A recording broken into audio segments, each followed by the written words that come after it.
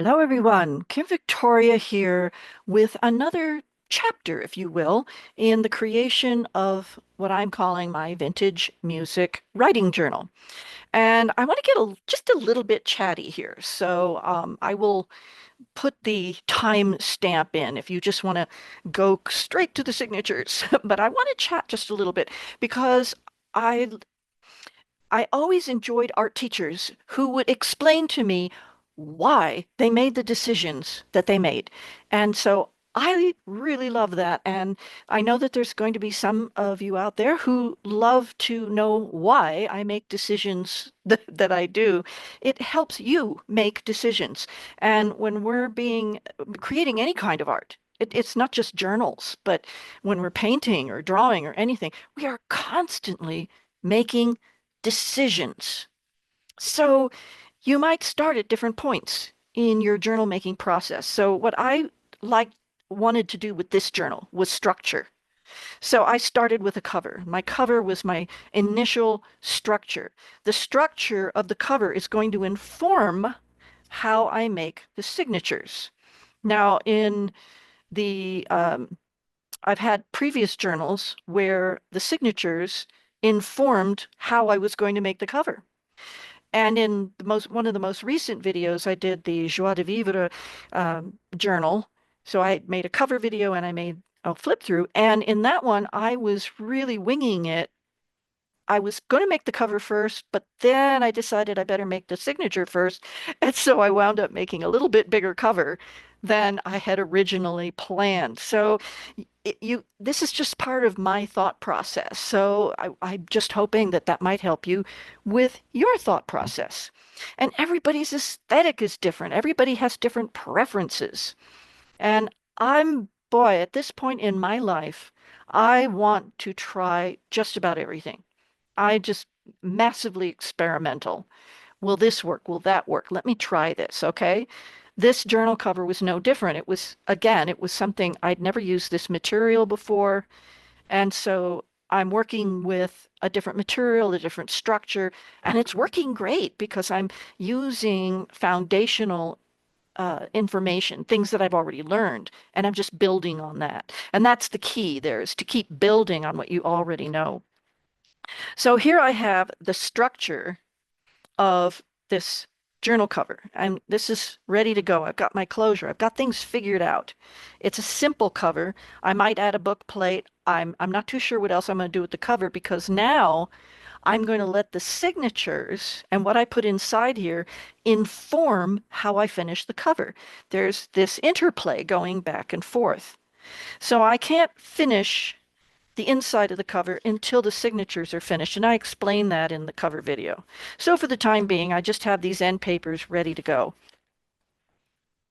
So these signatures, I was showing in the introductory video that I had assembled a body of materials, papers, lace, ribbon, um, all kinds of things. And now I'm starting to put those signatures together. So I'm working with a certain theme. And because I'm making writing journals to sell primarily, also exploring the different people who might be interested in buying a writing journal. And it's expanding my awareness, and it's also providing a service out there to people who will love this aesthetic, that it will speak to them and it will help them be more creative in their writing or journaling in whatever form they like to take their journaling experience. So I'll go through these signatures a little bit here so that you can see where I am. And the signatures have structure also. Each signature can have a similar structure or a different structure. In this one, I'm going for some uh, difference between the different signatures. I'm giving them each a little bit of their own personality, but with the unity of some of the same things happening. So I hope that makes sense. One of the things that I had in my materials was I had coffee dyed some vellum, and it was very, very flat when I dyed it. And then when it dried, it did a little bit of shrinking and it got a crinkled edge and it's gotten more crinkly, and it even has a different sound than it did before. Nice texture and sound. So I was thinking about this layering, and this was from a catalog of upholstery fabrics. And there was this lovely picture of a violin. So I thought, this upholstery fabric kind of fits with the vibe of luxuriousness that I'm going for in this journal. So I pulled out some pages that all have this kind of luxurious old world look to them. And then I'm doing this layering thing. So I'm going to probably be trimming these down to create these layers. So that looks very nice. And you see something happening behind it, and it moves you into the journal, the signature more. So I actually started with the pages. Let's see, this one thus far, I was alternating between the lined paper I created in my own document software. And then here's some music paper. This is from a 1943 classical music piano book. And the pages are rather fragile. They're very thin, and they have that lovely vintage look. And my piano playing days didn't last very long. I took lessons as a teenager, but I'm really talented with some creative stuff, but I wasn't a very good musician. We all have our strengths, right? So I have some leftover vellum, and so this can be a pocket. So I had put this here. As I started moving through these pages, I was starting to think, well, what can I do here? So I put this little piece of vellum here thinking, oh, okay, that can be a pocket. I want to be thinking about how I'm going to add to these music pages, but I wanted to create that alternating look in this one between, so I have this scrapbook paper, and then I have some lined paper, then I have some music paper, lined paper. And this is where I am with this signature right now, is looking at my dyed papers and alternating them with the vintage paper and doing things like this. And I'm going to be doing more with those.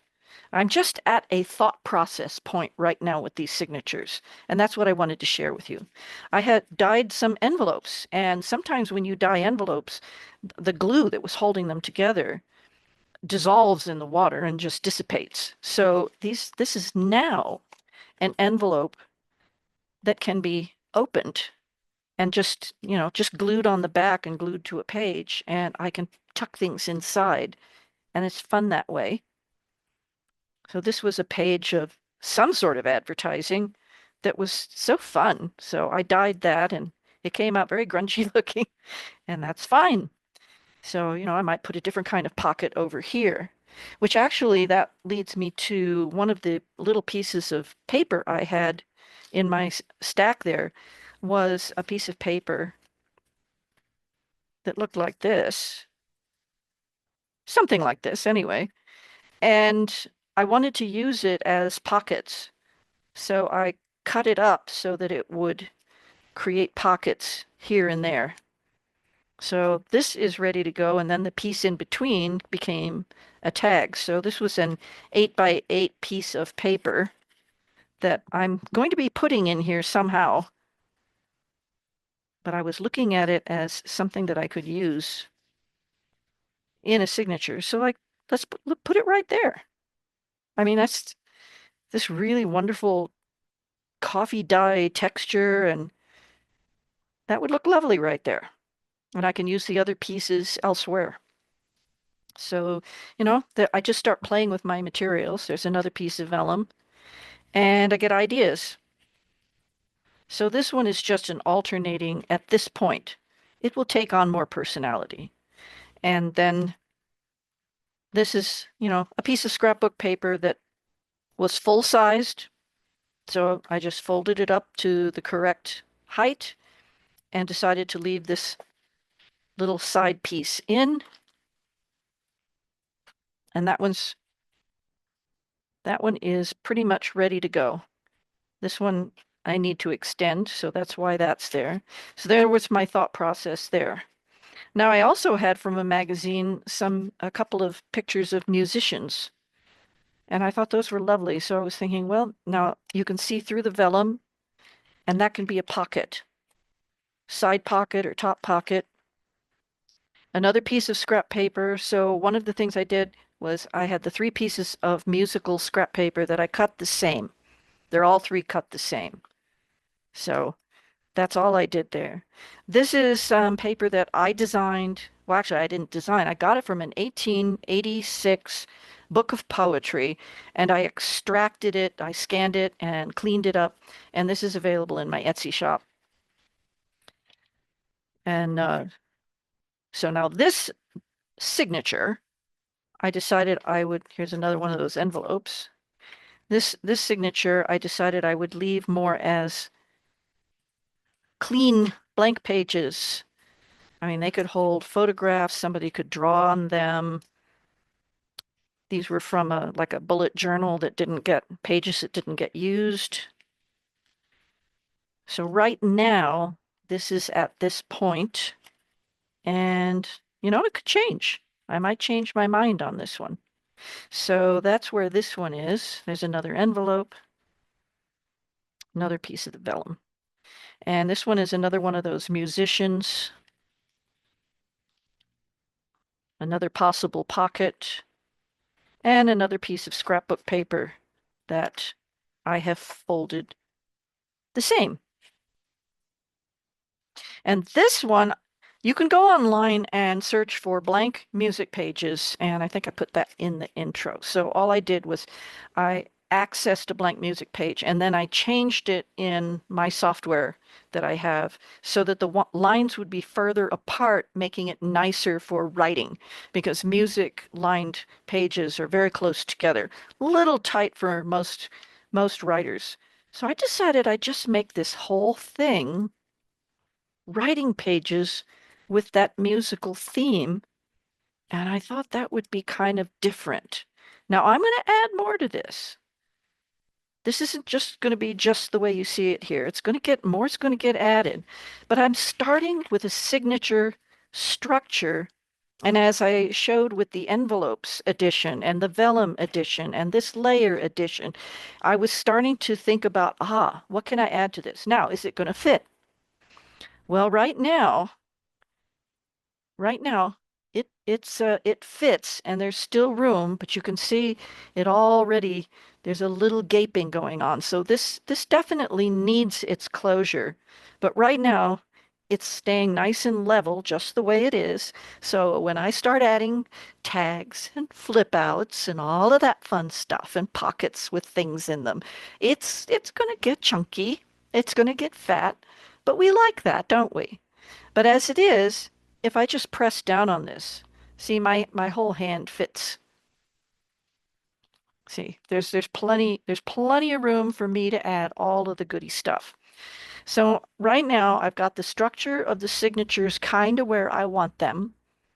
And now what I can do is go in and embellish, just go in and go like, oh yeah, so here's this piece. Where do I want to put this piece?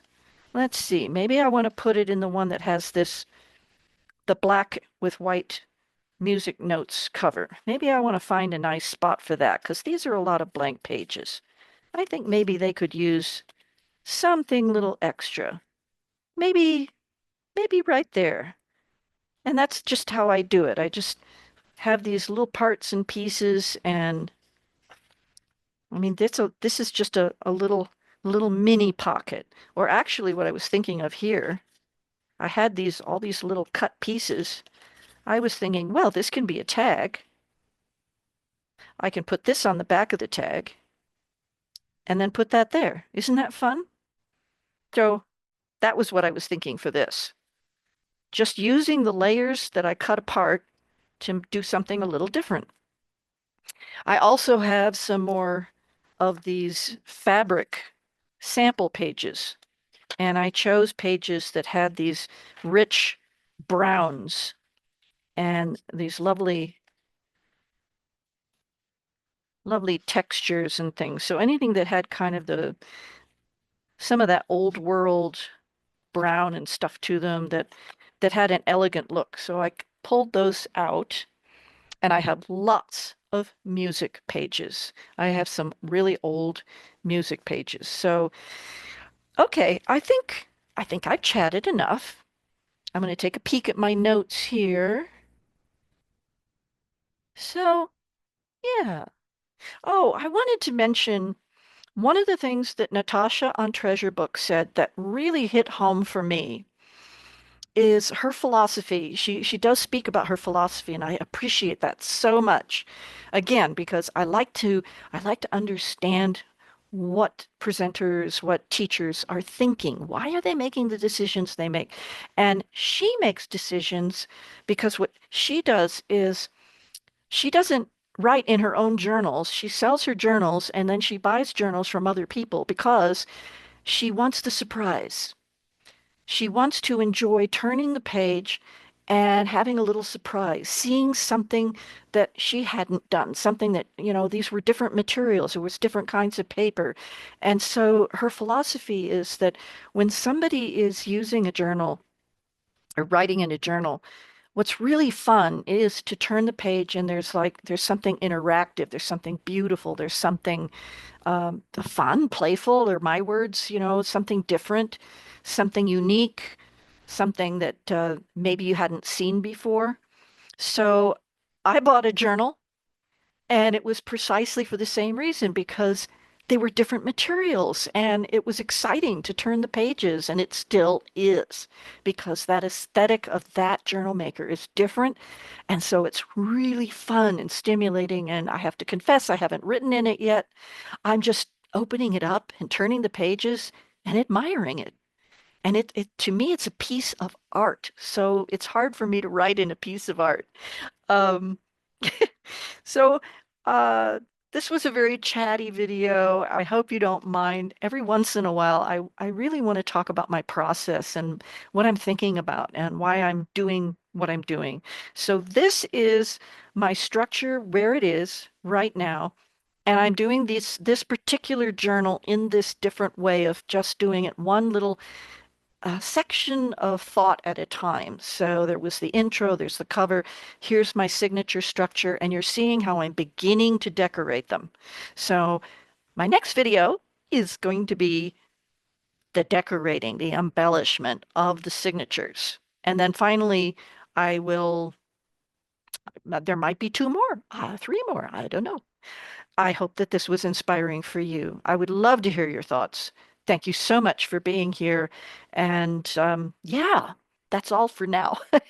So I hope you'll join me in my next video. It's going to be interesting because it's going to be all that fun stuff. All right. Bye bye.